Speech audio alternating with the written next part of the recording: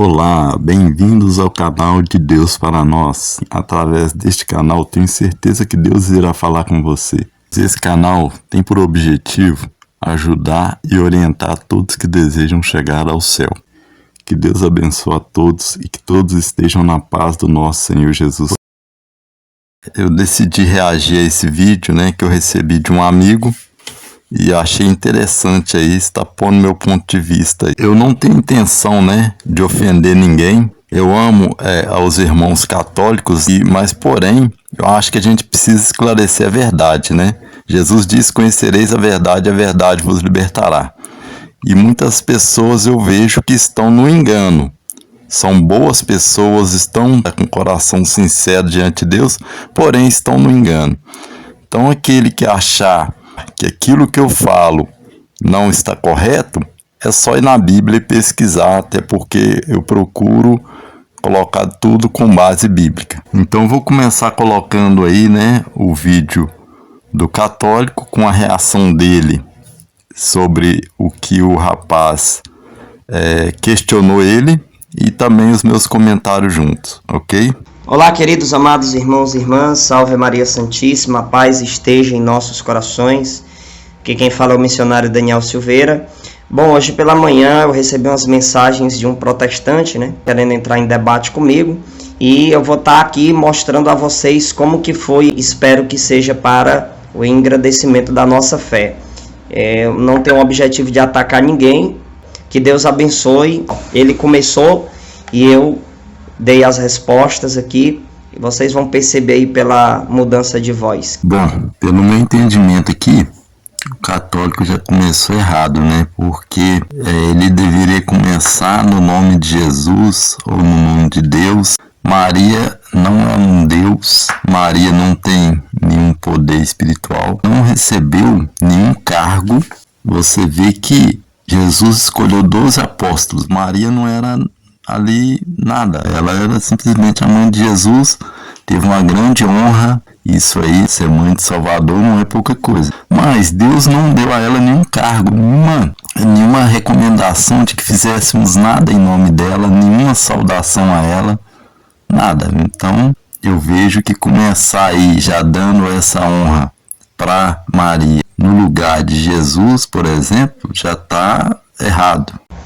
Paz, meu irmão. Tenho visto os seus vídeos e quero aqui refletir com o irmão, porque também já fui católico e hoje sou protestante. Agora, independente de protestante, católico, que for, o que importa é servir a Cristo. Coisas que eu fico indignado, irmão, porque que os padres não pregam sobre idolatria. Quando fui católico, lembro eu que minha mãe e meu pai me ensinavam a prostrar diante de imagem e pedir algo. E hoje eu entendo que uma imagem ela não pode fazer nada por mim.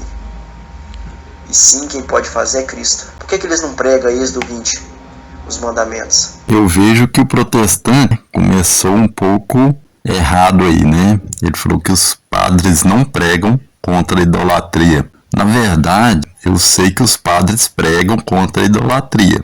Talvez não preguem da forma correta, ou talvez não como sendo exemplo, ou como sendo um exemplo prático, Então, muitas das vezes, é aquela coisa que a mãe fala com o menino, vai falando, o menino fazendo errado, quer dizer, uma coisa que não tem serventia alguma. Aquela repetição ali o tempo todo, mas que não tem efeito prático, Então, o evangelho, para nós protestantes, ele tem um efeito prático. Quando você, por exemplo, dá uma ordem para um menino, você tem que garantir que aquela ordem seja cumprida. Não adianta você ficar falando e o menino continuar fazendo a coisa errada, porque a Bíblia diz que o sacerdote, ele tem uma certa responsabilidade por aquela alma que ele está conduzindo.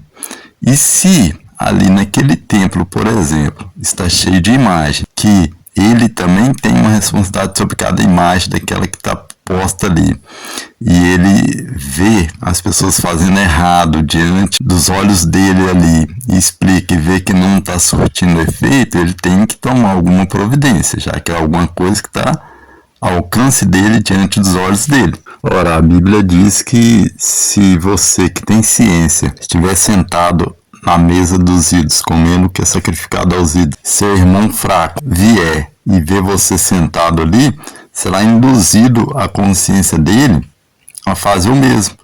E assim ele vai estar pecando. E você vai estar pecando contra aquele irmão fraco pelo qual Cristo morreu. Tem que fazer ele entender e mudar a sua prática. Alguns homens que foram até Jesus disseram que Jesus pregava diferente dos fariseus porque Jesus pregava com autoridade. As palavras de Jesus, elas tinham um efeito prático na vida das pessoas, ao contrário das dos fariseus. E isso eu vejo que é a ação do Espírito Santo. Então, quando a gente fala, por exemplo, fruto do Espírito, por que geralmente nós vemos muito mais pessoas católicas passando por a evangélica do que o contrário? Porque muitas das vezes ela chega na igreja evangélica ou vai ler a Bíblia e vê que há uma diferença de que ele não vê autoridade na pregação católica. E coisa que tem reparado também, irmão, toda vez que você inicia o seu vídeo, você pede Maria para passar na frente, pisar na cabeça da serpente. Isso é antibíblico, irmão. Tem que pedir a Cristo. É Cristo que é o centro.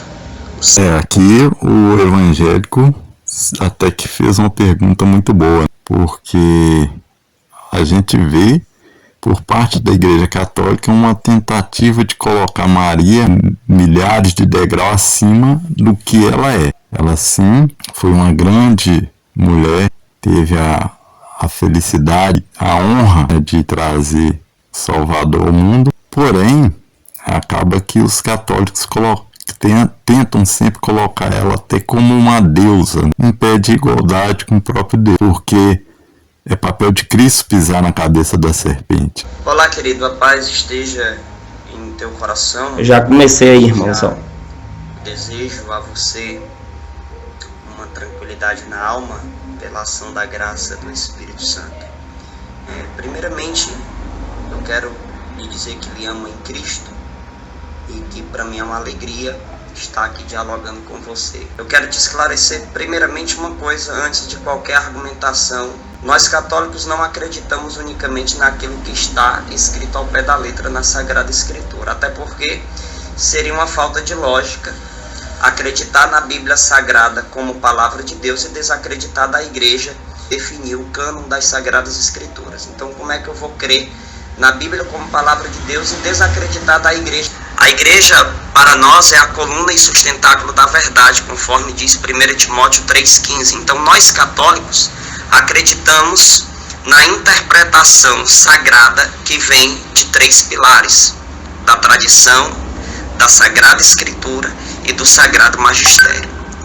Nós católicos desprezamos as demais interpretações, devido ao próprio Cristo ter deixado bem claro que não é a interpretação do povo que prevalece, e sim a interpretação do Sagrado Magistério. Tanto é que para nós católicos, aquilo que está escrito no Catecismo da Igreja, no número 85, tem um valor inegociável. Encontramos na própria Sagrada Escritura essa realidade, né? Lembra daquele homem que trabalhava para a rainha da Etiópia, né? O eunuco. Ele só foi entender o livro de Isaías, você pode ver lá em Atos capítulo 8, depois que alguém pertencente ao magistério da igreja lhe ensinou. Então nós não acreditamos unicamente naquilo que está ao pé da letra escrito. Bom, aqui o católico já erra feio, né? Assim como a Igreja Católica, né, também. Se eles não consideram a Bíblia ao pé da letra, então automaticamente qualquer parte da Bíblia pode ser desprezada. E eles colocam a igreja em pé de igualdade com a Bíblia. Ora, o próprio Jesus disse que tudo que vem do céu é superior. O que está na Bíblia é a palavra de Deus. Agora, ele disse que a igreja aprovou a Bíblia, ou que confirmou o que entraria ou não na Bíblia.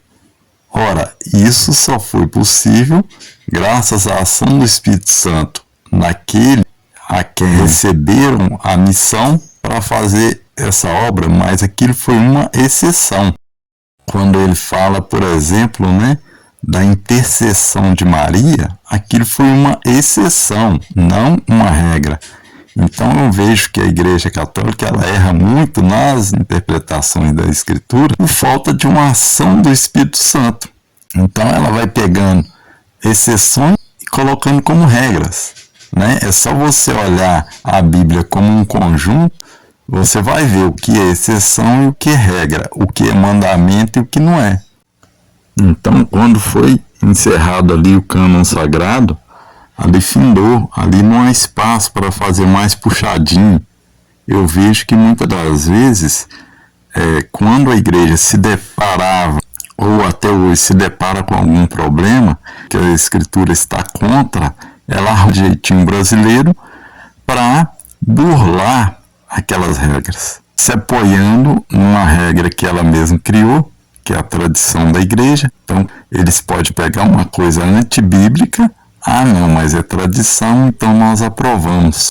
Ora, o próprio Jesus pregou contra a tradição dos anciãos que iam contra os mandamentos de Deus. Então, a palavra de Deus, que é superior, que é a nossa fonte, a nossa garantia de salvação, então perde o valor.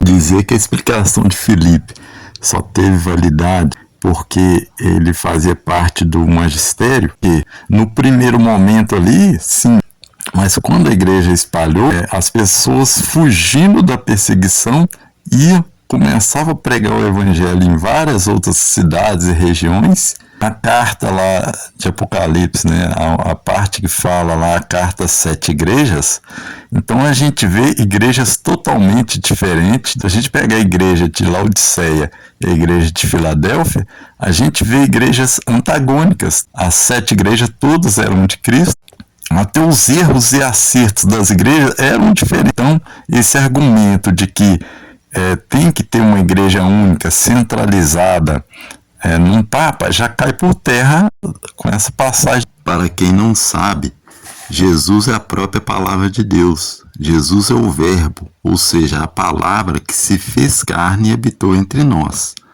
Então, se a Igreja Católica se coloca acima da palavra de Deus, ela se coloca acima do próprio Jesus. Então, quando a gente parte para as Escrituras, é que a gente vai para o caminho correto. E nas Escrituras, por exemplo, condena ter imagem e fazer imagem. Se ajoelhar diante de uma imagem, orar para uma imagem. E no caso, por exemplo, dos santos, né, você orar para alguém que já morreu é condenável pela Bíblia. E, por exemplo, nós oramos para Deus porque nosso Deus é onipresente, onisciente, onipotente, ele está em todos os lugares ao mesmo tempo. Por isso que ele é Deus, e isso é um atributo de Deus. Se alguém ora para Maria aqui e alguém ora para Maria no Japão, a Maria também é onipresente, ela está em todos os lugares. Você dizer que os padres não pregam sobre idolatria, eu acredito que isso é um juízo temerário de sua parte. Talvez no dia da leitura da liturgia desse texto que você disse que os padres escondem, você deve ter faltado à missa, porque a igreja ela reflete em toda a Sagrada Escritura no decorrer do ano litúrgico. Na própria doutrina da Igreja Católica condena adorarmos outro além de Deus. Só Deus Pai, Filho e Espírito Santo deve ser adorado e exaltado acima de todas as coisas. Nenhum católico coloca os santos acima de tudo. Nenhum católico coloca Maria acima de tudo. Tanto é que em nossas orações nós dizemos, rogai por nós. Um verdadeiro católico, ele não é idólatra, nós temos uma veneração. Não existe nenhum texto bíblico que diga que é proibido venerar os santos. O que existe na Sagrada Escritura é uma proibição aos ídolos. Você não pode ter ídolos. E os santos para nós não são ídolos. Eles são apenas setas que nos apontam para Jesus, para Deus Pai, Filho e Espírito Santo. Então toda devoção católica ela tem uma única finalidade: adorar unicamente a Deus e buscar a salvação eterna. E não é pelo comportamento de padre X ou Y que você deve se basear em suas argumentações. Você precisa ir ao catecismo da igreja e nos mostrar aquilo que a igreja diz. A questão da forma de nos direcionarmos uns aos outros, como Salve Maria, né? Como Maria passa na frente, Maria pisa na cabeça da serpente, a igreja nos confirma essas realidades, né? Essas características da Virgem Maria. E nós a saudamos porque honramos Nossa Senhora, né? Honramos a Mãe de Deus, assim como Isabel, cheia do Espírito Santo, disse: de onde me vem esta honra de vir até mim a mãe do meu Senhor? E a palavra Senhor era direcionada unicamente a Deus, naquela época, Adonai, né? Bom, muitas pessoas dizem que não são idólatras, mas no fundo elas são idólatras. Por quê? Porque essas mesmas pessoas que falam que não são idólatras querem dar honra a alguém, seja viva ou morta, mas essa honra é exagerada. Então toda vez que essa honra é exagerada, já é idolatria. Você quer saber se uma pessoa é idólatra? Veja se a pessoa a qual ele está honrando, você pode criticar pelo menos o entorno daquela pessoa, ou se você pode tentar diminuir a honra dada àquela pessoa. Então, se aquela pessoa está dando uma honra exagerada e você tenta diminuir, você tenta explicar, é perigoso a pessoa ficar com raiva de você, querer te bater e até querer te matar. Se você chegar num ambiente cheio de pessoas e falar mal de Jesus, pode ser que ninguém te incomode. Mas se você falar mal de Maria, ou criticar pelo menos o entorno, ou se você criticar a forma exagerada com que as pessoas querem honrar tais santos, as pessoas vão brigar com você. E isso aí nada mais é do que idolatria. Veja como um torcedor de futebol idolatra o seu ídolo ali, né? Como ele tem coragem de matar e morrer pelo seu ídolo. Ou pelo seu time. Na Bíblia também há vários exemplos, né, de vários servos de Deus que sofreram muitas perseguições ali. Gideão é exemplo claro disso. E essa questão de dizer que não é ídolos porque são santos, essa também é uma outra questão que é enganosa. Por quê? Não seria uma forma disfarçada de pegar aqueles ídolos que existiam antigamente, né, e pôr uma roupagem nova neles? Antigamente, né, existia lá o Deus da água, o Deus do fogo, o Deus do casamento, né? Então tinha um Deus para cada coisa, né? Tinha um Deus da prosperidade. E hoje você tem lá o santo casamenteiro, né? Aí você tem um santo que traz prosperidade. Aí tem o santo que é protetor dos viajantes. Como te falei, é a igreja que é responsável para interpretar as Sagradas Escrituras. Isso é algo tão importante para nós que a igreja até então se mantém una. Nós temos uma unidade na doutrina católica, diferente do protestantismo, que nasceu com 16 séculos de atraso e hoje são milhares e milhares de denominações que nascem todos os dias, muitas das com interpretações isoladas. Maria passar na frente, por que nós utilizamos isso? Para que ela interceda por nós, e nós acreditamos na intercessão dos santos, né? Encontramos uma forte expressão de intercessão, por exemplo, em Apocalipse 5:8, né? Você encontra também em Daniel 10, do versículo 12 ao 13, teve uma participação ali de São Miguel Arcanjo em defesa do profeta Daniel, tanto que no último versículo desse capítulo ele vai dizer que não há quem lhe defenda contra seus inimigos a não ser Miguel.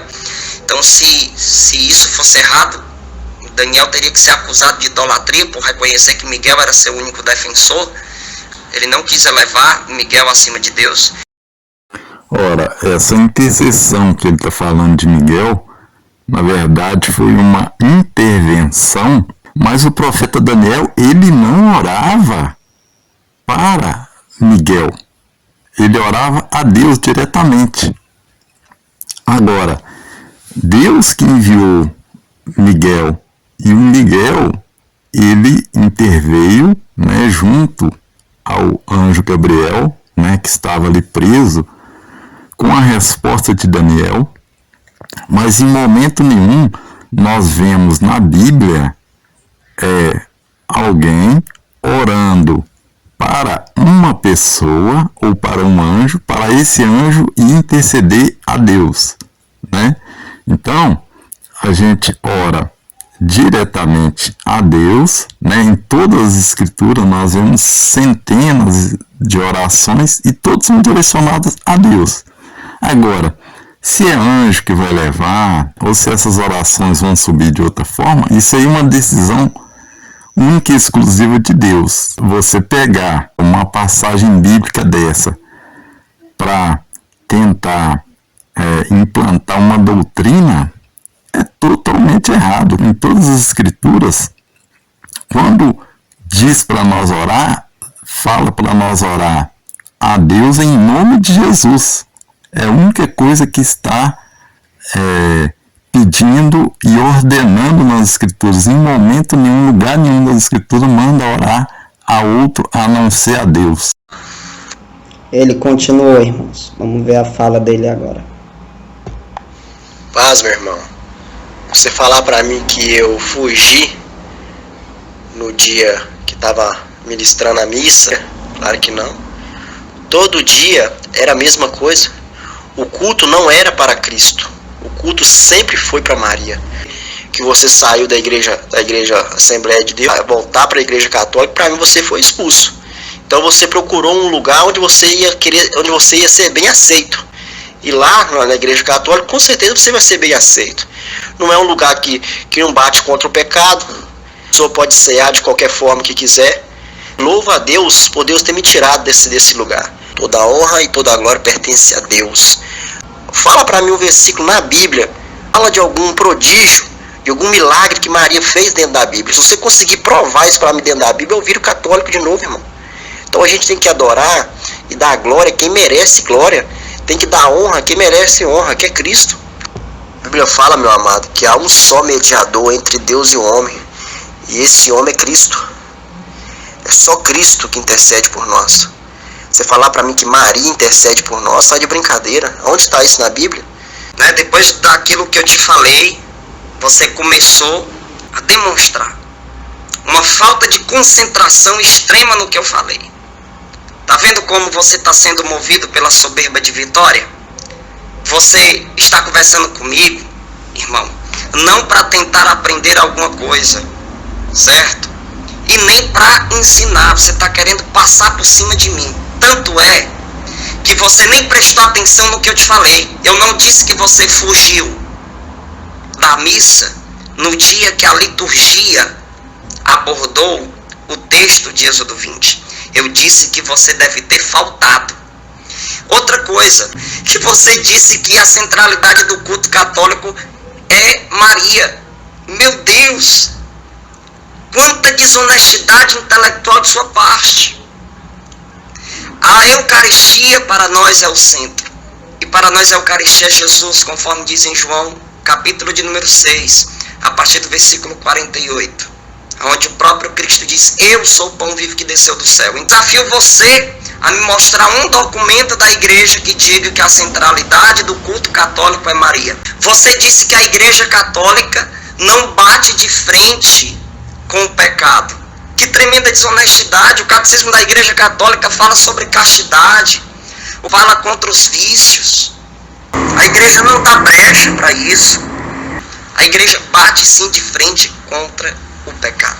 Aqui eu vejo que o evangélico erra, mas não um erro doutrinário, e sim um erro didático.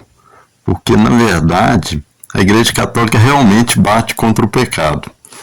Porém, como a gente não vê muitos frutos disso, muitas pessoas acabam partindo do princípio que ela não bate contra o pecado. Por quê? Porque na prática a gente não vê esses resultados como a gente costuma ver em igrejas evangélicas. Ainda que dentro das igrejas evangélicas também Existem igrejas que também a gente não vê frutos dessa pregação contra o pecado. A gente, quando vê, muitas das vezes, é uma pregação contra o pecado mais light, né? Não é uma coisa muito enfática. Me mostra isso no catecismo da igreja. A igreja ensinando o povo a pecar. A igreja dizendo que não é para bater de frente contra o pecado. E outra, você disse que vocês ceiam de qualquer jeito. Mentira. A doutrina da igreja diz que comungar em pecado mortal é comungar da própria condenação. Tá vendo como você não foi o católico que preste? Você não conhece nem a doutrina. Faz o seguinte, você foi tão católico, o que é a Santa Missa, tá? O que é necessário para comungar na Santa Missa? Depois que eu falei isso aí, olha só o que é que ele disse. Meu irmão, você tá falando que eu tô correndo das suas perguntas, não tô te dando respostas. Eu tô respondendo as perguntas suas, você também não tá respondendo a minha. Eu te perguntei, eu sei aonde está na Bíblia que Maria intercede por nós. Prova na Bíblia para mim uma cura, um milagre que Maria fez, para mim poder ter que adorar a ela. Vou te responder a tua segunda argumentação, né? Você falou aí que glória e honra só a Deus. A glória e a honra que nós devemos dar somente a Deus é a glória, é a honra de reconhecer que Ele é soberano, que Ele é acima de tudo, ou seja, a honra de adoração. Mas lá em Mateus 19 diz honrar pai e mãe. Lá em Romanos capítulo 2, versículo de número 10, diz assim, ó, glória, honra e paz a todo aquele que faz o bem. Bom, nessa parte aí, realmente não há nenhum texto mostrando nenhum milagre que Maria fez e nem mostrando que alguém fez o que devemos pedir a intercessão de Maria para alguma coisa. A nossa intercessão, quando pedimos, por exemplo, para alguma pessoa que está viva e não para uma pessoa que está morta, porque orar aos mortos, entendemos implicitamente que não é agradável a Deus. Esse versículo que ele cita aí de Romanos 2,10, na verdade, o apóstolo está desejando, né, e não mandando, ordenando que se dê glória, honra e paz. Mas a intercessão de Maria, eu vejo que esse argumento que ele usou é muito superficial e não condiz com o texto, né, da forma que ele está colocando aí. A gente teria que crer que Jesus foi contra o pedido de Maria. Jesus demonstrou ali que o pedido dela estava equivocado, porque quando ela chega, eles não têm mais vinho. Jesus fala, mulher, nem chama ela de mãe, mulher, o que tenho eu contigo ainda não é chegada a minha hora. Por essa perspectiva isolada e superficial, a gente teria que dizer então que Maria nem sabia o que estava fazendo, que o pedido dela foi errado. Então, por essa conclusão aí, pedimos a intercessão por uma pessoa que nem sabe pedir corretamente, a gente está errando o nosso alvo. Aí fica uma pergunta também. Se Jesus não deu uma honra tão grande assim para ela, por que nós deveríamos dar? Quer falar de veneração dos santos? Vai lá em Hebreus capítulo 13, versículo de número 7. Lá está dizendo que nós temos que lembrar dos nossos guias na fé, e não somente lembrar, nós temos que imitar eles. Vou te dar outra. 1 Coríntios capítulo 11, do versículo 1 ao 2, São Paulo diz para o povo imitar a ele, porque ele imitava a Cristo. Por que ele não disse logo para imitar a Cristo? Por que ele disse para o povo imitar a ele? Isso não é um certo tipo de honra? Tanto é que o versículo 2 de 1 Coríntios capítulo 11, São Paulo se alegra, porque em tudo aquele povo lembrava dele. Na fala de Coríntios, o que o apóstolo Paulo estava dizendo era que muitas das vezes as pessoas queriam idolatrar ele, mas não queria imitá-lo, não queria imitar as obras que ele fazia, não queria, por exemplo, o sofrimento que ele passava. Ele queria que eles imitassem ele como ele imitava a Cristo. A Bíblia permite dar honra a homens, mas que essa honra seja mínima. A diferença que eu vejo entre honrar e idolatrar é na quantidade. Então, se você passa um culto inteiro elogiando Maria, os santos, em vez de elogiar ao Senhor de toda a glória, você está idolatrando.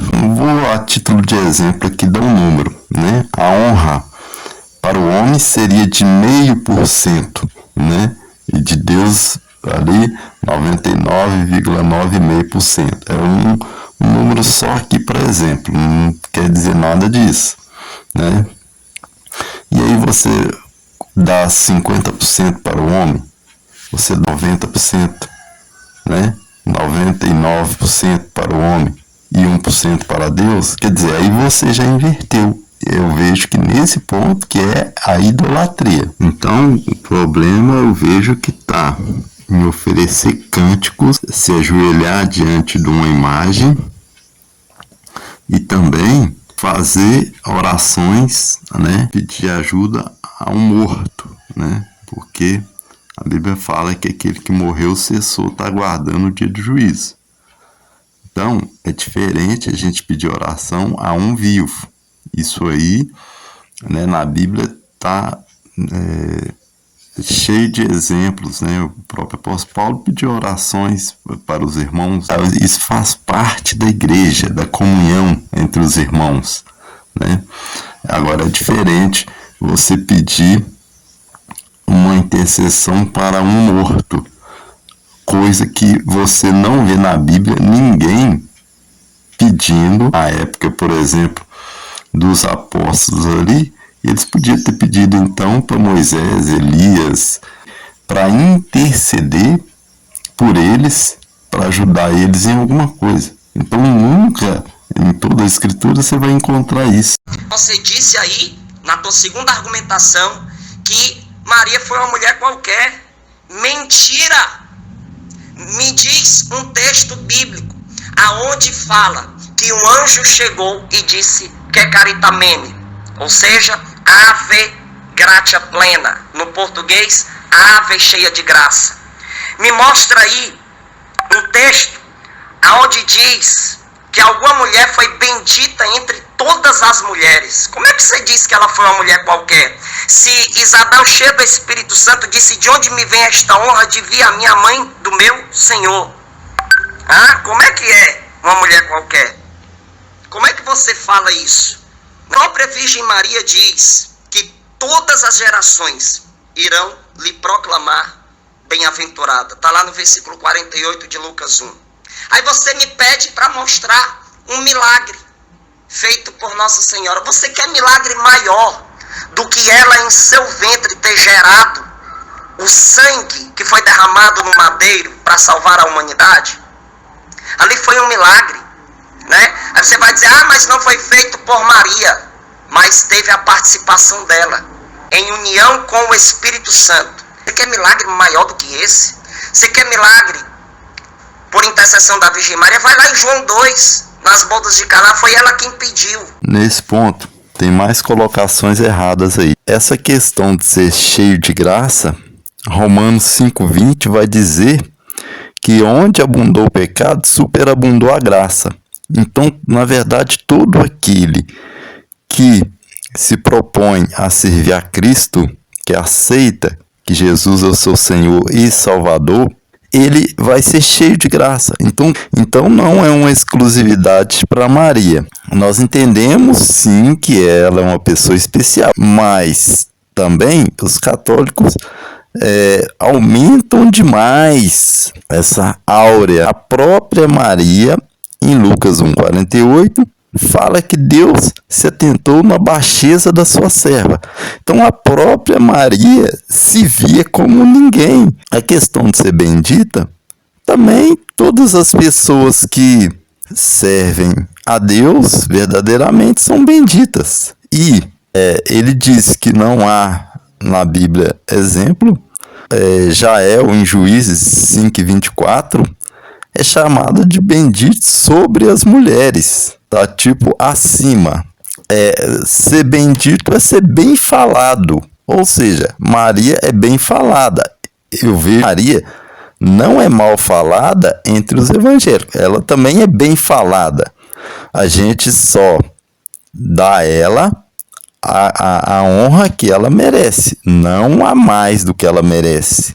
Vamos dizer assim, que ela merece, né? Porque, na verdade, se for olhar, merecimento mesmo não é. Por graça é favor imerecido. Maria recebeu um favor que ela não merecia. Agora, sobre a concepção, ele dizer que foi um milagre de Maria, a Bíblia diz claramente que foi um milagre do Espírito Santo. Ela não teve participação alguma na concepção. O milagre já chegou pronto na barriga dela, ela só gestou. Mesmo assim, a própria Bíblia vai dizer que a gestação ocorre na barriga da mulher, não sabendo a mulher como.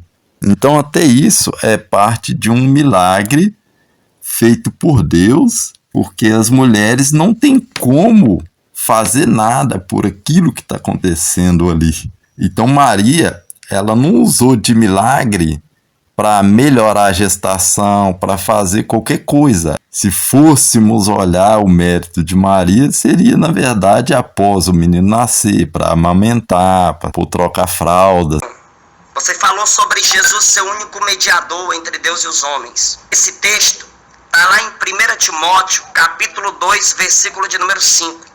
Onde lá vai dizer que porque há um só Deus e um só mediador entre Deus e os homens, Jesus Cristo homem. Por que lá vai falar Jesus Cristo homem?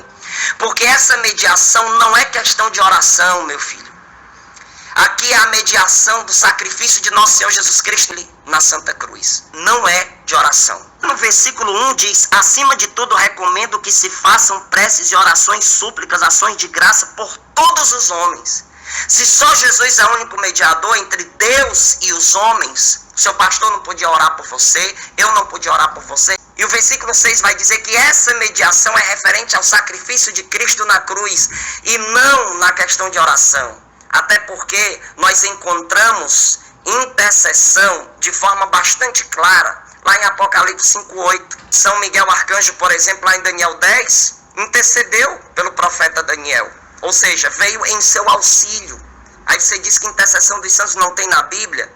Querido, a Bíblia vai dizer em Efésios 1, do versículo 9 ao 10, que está tudo ligado por meio de Cristo, aqueles que estão no céu e os que estão na terra. Cristo é o cabeça e o corpo de Cristo, corpo místico de Cristo é a igreja, conforme diz lá em 1 Coríntios 12, a partir do versículo de número 12. Deixa eu te perguntar uma coisa aqui, que nunca nenhum protestante me respondeu com honestidade de argumentação.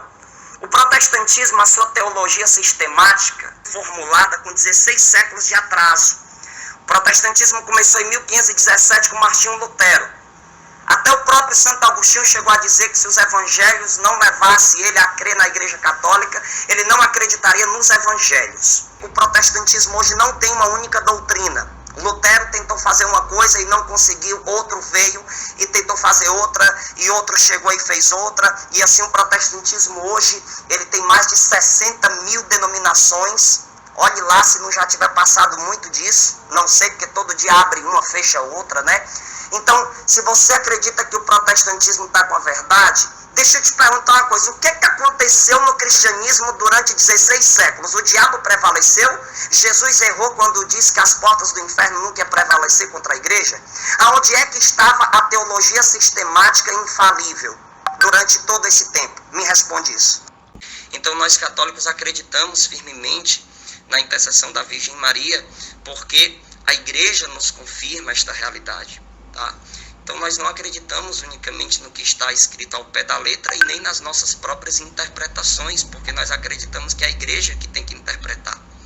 Se formos nos basear naquilo que a nossa carne for interpretar, o resultado vai ser o protestantismo. Fazer aqui um apanhado aqui, né, de diversas questões que ele deixou aí, citando alguns versículos bíblicos. né? Apocalipse 1:6 diz que ele nos fez reis e sacerdotes para Deus seu Pai. Então, essa exclusividade de sacerdotes para a Igreja Católica não existe no Velho Testamento. Então, existia ali vários sacerdotes que tinham que ser da tribo de Levi. E a partir de Cristo, que era da tribo de Judá, né, acabou o sacerdócio levítico.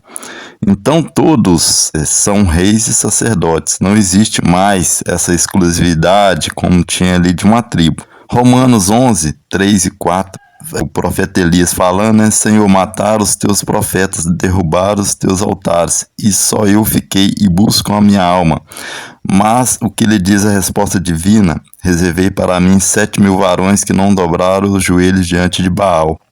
O profeta Elias, né, ele se insurgiu ali no erro de achar que só ele era profeta de Deus, né, que não existia mais ninguém. É o mesmo erro que a Igreja Católica comete, né, achando que só ela é a Igreja de Deus e que não existe mais cristãos fora dela. E a resposta divina foi que Deus tinha reservado 7.000, ou seja, que Elias não conhecia. Elias era um contra os 7.000 servos de Deus fiéis. Então Elias era a minoria ali e não sabia. Agora Mateus 18:20 vai falar o seguinte: porque onde estiverem 2 ou 3 reunidos em meu nome, aí estou eu no meio deles. Se a igreja fosse somente a Igreja Católica ali, com uma sede, com uma estrutura, por que Jesus diria onde estiver 2 ou 3 reunidos em meu nome? Ele não diz onde estiver 2 ou 3 reunidos em nome da Igreja A ou Igreja B. Mateus 7:22 diz que muitos me dirão naquele dia: Senhor, Senhor, não profetizamos nós em teu nome não expulsamos demônio, em teu nome não fizemos muitas maravilhas. E Jesus vai falar: apartai-vos de mim, que eu não vos conheço. Então muitos desses chamados santos aí, aqui eles dizem que fizeram milagres. Pode ser que nem mesmo estejam salvos. E as pessoas estão rezando para esses santos pedindo intercessão. Como que as pessoas da terra vão saber, vão carimbar aquele ali que foi santo? Isso aí é uma coisa que só Deus sabe. Outro versículo aqui, né? Lucas 9:49-50. E respondendo, João disse: Mestre, vimos em teu nome expulsava demônio e o proibimos, porque não segue conosco. Mas Jesus lhe disse: não o proibais, porque quem não é contra nós é por nós. Ora, os discípulos de Jesus já caíram nesse erro de achar que somente aqueles que seguiam com ele eram servos de Deus, eram servos de Jesus. Só que Jesus falou assim: olha, quem não é contra nós é por nós. Jesus já vinha mostrando com isso que a igreja não era só aquele grupinho. A igreja era todos aqueles que tinham no seu coração vontade verdadeira de seguir a Deus e o buscava e procurava fazer sua obra. Em João 3:8 diz assim: o vento assopra onde quer, ouves a sua voz, mas não sabe de onde vem nem para onde vai. Assim é todo aquele que é nascido do Espírito. Quem é espiritual, ele não fica preso ao tempo, a lugar, ele é livre. Ele não fica preso à denominação, né? Como a Igreja Católica coloca aí, né? Que aquele que não estiver ligado àquela igreja não é servo de Deus. E em João 4:20-21 dá mais uma reforçada ainda. A mulher samaritana fala para Jesus: nossos pais adoram nesse monte, e vós dizeis que é em Jerusalém o lugar onde se deve adorar. Disse-lhe Jesus: mulher, crê-me que a hora vem, e que agora é, que nem neste monte, nem em Jerusalém adorareis ao Pai. Porque Deus é Espírito, e importa que os que o adorem em espírito e em verdade. A mulher samaritana estava preocupada qual o lugar certo de adorar, né? Muitos vão dizer: não, o lugar certo de adorar é a Igreja Católica. Jesus disse: olha, vai vir a hora que virão os verdadeiros adoradores, que eles não ficarão presos a lugares, a espaços, a tempo, né? Porque Deus é Espírito, então Deus não é preso a tempo, a espaço, a lugar, né? Outro versículo aqui, 1 Pedro 5:2 3. Apacentai o rebanho de Deus que está entre vós, tendo cuidado dele, não por força, mas voluntariamente, nem por torpe ganância, mas de ânimo pronto, nem como tendo domínio sobre a herança de Deus, mas servindo de exemplo ao rebanho. Então eu vejo que o que a Igreja Católica sempre buscou foi ter um domínio sobre os fiéis. É tanto que matava quem não concordasse com eles. Então, eu vejo que o Evangelho de Cristo veio trazendo liberdade aos homens. Porque na Bíblia vai dizer que um crê de uma maneira, o outro crê de outra maneira, e Deus recebe os dois como seus. 1 Coríntios 7,23 vai dizer: foste comprado por bom preço, não vos façais servos dos homens. Se essa igreja ela é regida pelo homem, já que a sua interpretação não vem do Espírito Santo, mas da cúpula da igreja, né? A interpretação das escrituras, eu digo, né? E também essa igreja matava pessoas, o que é anticristão. Então, não faz sentido fazer essa pergunta: por que existem tantas igrejas? Jesus disse que os falsos profetas seriam conhecidos pelos seus frutos, e os frutos da igreja católica demonstravam então que ela não era uma igreja de Cristo. A partir do momento que aquela pessoa que está servindo a Deus percebe que aquela igreja não é mais igreja de Cristo, mas sim igreja do homem, que está sendo regida pelas vontades do homem, essa pessoa então, que é servo de Cristo, deve realmente sair dessa igreja. E se tem um chamado para isso, deve sim montar outra igreja. Voltando um pouco em Maria, uma certa feita, quando Jesus estava pregando, uma mulher da multidão virou e falou: bem-aventurado o ventre que te trouxe e os peitos que tu mamaste. Porém Jesus disse: não, antes bem-aventurado aqueles que ouvem e obedecem a palavra de Deus. E também, uma outra feita, Jesus estava dentro de uma casa pregando para uma multidão, e eles disseram para ele: olha, a tua mãe e teus irmãos estão aí fora te procurando. E o que foi que ele respondeu? Aqui está minha mãe e aqui estão meus irmãos. Minha mãe e meus irmãos são todos aqueles que fazem a vontade do meu Pai que está no céu. Ou seja, nem Maria estava fazendo a vontade de Deus, porque a vontade de Deus era que eles estivessem ali dentro já, ouvindo a palavra como os outros estavam. Era que eles estivessem na presença de Jesus. E eles estavam fora. Então, Jesus não deu ali nenhuma honra para sua mãe, como os católicos tentam dar, né? Digo isso sem a intenção de ofender ninguém, mas somente para esclarecer os fatos como eles realmente são. Bom, pessoal, esse é o vídeo de hoje. Um abraço a todos, fiquem com Deus e até mais.